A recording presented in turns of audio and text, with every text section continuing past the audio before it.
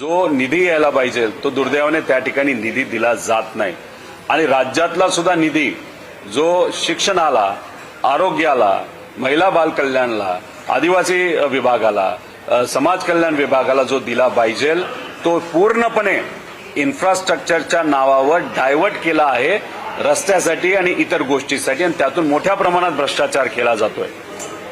भाजपची पूर्वीपासूनची ही रणनीती आहे की मुलं शिकली नाही पाहिजे, शिक्षण योग्य पद्धतीचं त्यांना मिळालं नाही पाहिजे आणि त्या अनुषंगाने उद्या जाऊन त्यांना आपल्याला कसंही राजकीय दृष्टिकोनातून वापरता येईल। म्हणूनच तुम्ही जर बघितलं असेल तर पेपर मोठ्या प्रमाणात भाजप शासित राज्यांमध्ये तिथं फुटताना आपण बघू शकतो। त्याच्याचबरोबर निधी ज्या पद्धतीने या विषयासाठी शिक्षणासाठी दिला पाहिजे तो तिथं दिला जात नाही। शिक्षकांचं सुद्धा मोठं आंदोलन हे अधिवेशनाच्या वेळेत झालं होतं पण तिथं सुद्धा त्या शिक्षकांना अजूनपर्यंत न्याय मिळाला नाही। त्यामुळे दादा भुसेंचं खरं गोष्ट सांगितल्यामुळे त्यांचं मी नक्कीच अभिनंदन करतो, पण राजकीय किंमत त्यांना मोजावी लागेल का हे येत्या काळामध्येच त्या ठिकाणी आपल्याला कळेल।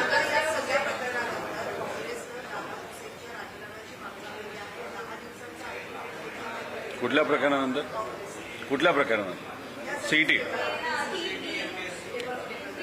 नाही, टीईटीचा पेपर जो फुटलाय, नाही तर सीईटी बद्दल सुद्धा आम्हाला कळते की त्याच्यामध्ये सुद्धा गोंधळ झालेला आहे आणि असे गोंधळ जर या कॉम्पिटिटिव्ह एक्झाम मध्ये तिथं होत असतील तर हे दुर्दैवी आहे। त्यामुळे नक्कीच सरकारला ही जबाबदारी घ्यावी लागेल आणि जो कोणी व्यक्ती त्या विभागाचा प्रमुख आहे त्यांनी ही जबाबदारी घेऊन इन्व्हेस्टिगेशन होऊस तरी बाजूला राहावं लागेल असं मला वाटतं।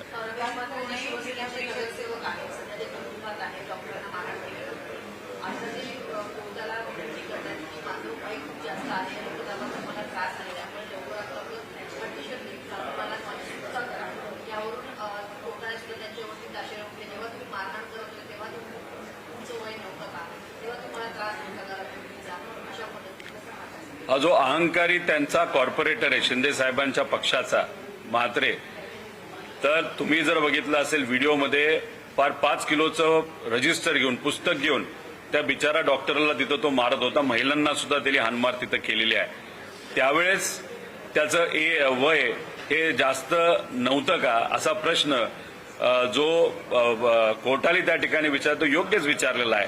कुठं ना कुठं तरी एक चांगली ऍक्शन अशा अहंकारी व्यक्तीवर होणं फार महत्वाचं आहे।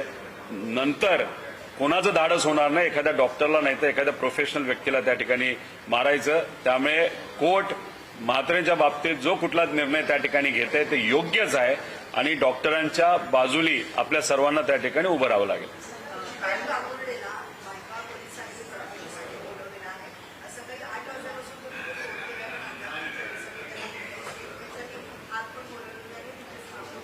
ऋषिकेश गांगर्डेंना पोलिसांनी जो एमपीएससीचा पेपर फुटलाय ज्याचे पुरावे आम्ही कालच एमपीएससीला दिलेले आहेत, त्या बाबतीत ऋषिकेश गांगर्डेला बोलून त्याचं इन्व्हेस्टिगेशन होणार आहे।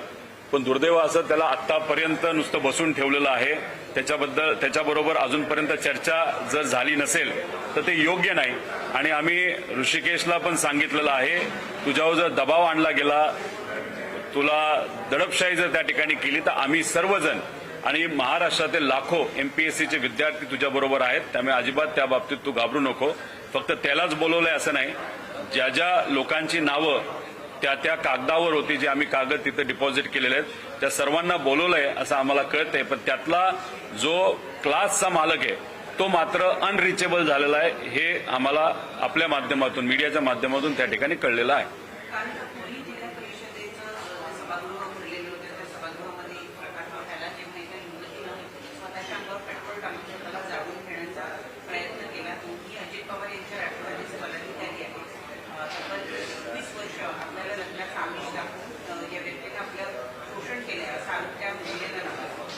नाही, पोलिसांनी त्या बाबतीतली शहानिशा करावी। महिलेचं कुठलंही अलिगेशन असेल तर ते सिरियसली घ्यावं। काय घडलं, कसं घडलं आणि लग्नाचं आमिष दाखवून तिच्यावर जर अन्याय त्या ठिकाणी झाला असेल तर मग पोलिसांनी लवकरात लवकर कारवाई सुद्धा त्या बाबतीत करावी अशी विनंती होम मंत्रालयाला त्या ठिकाणी आम्ही करतो। आम्हाला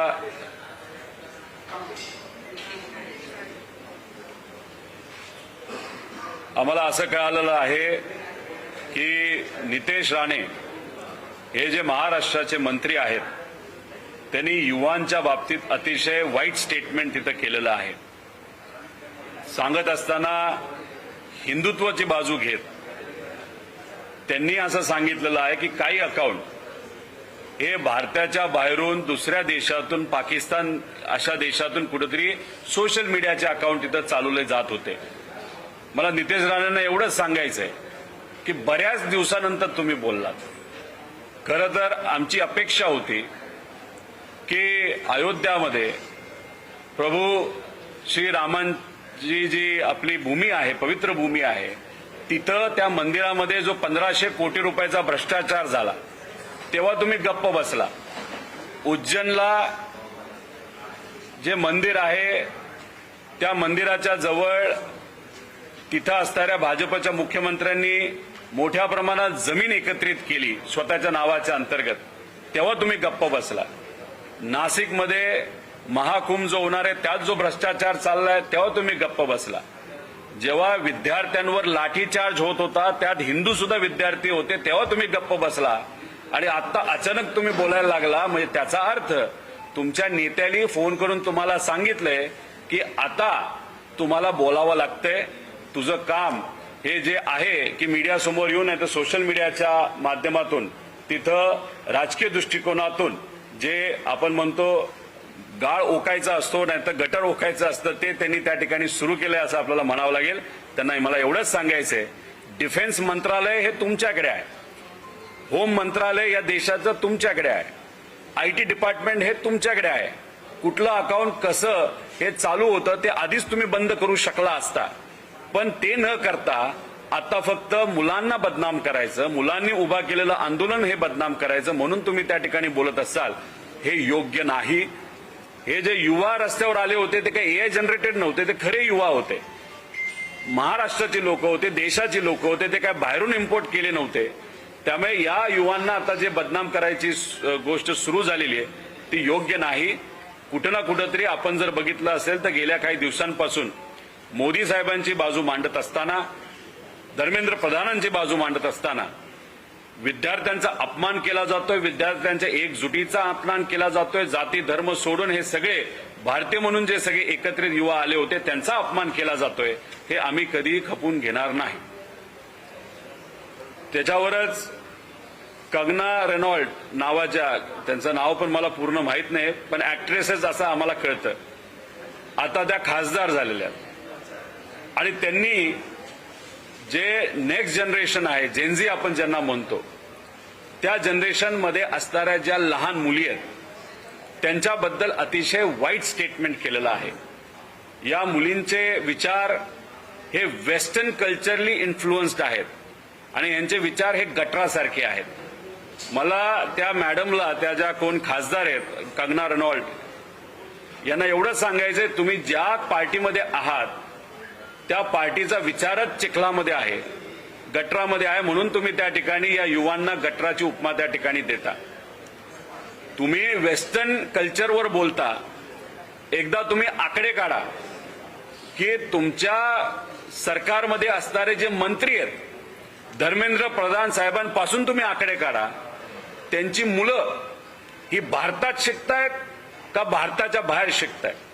बाहेर शिकणं म्हणजे काय चुकीचं असं नाही.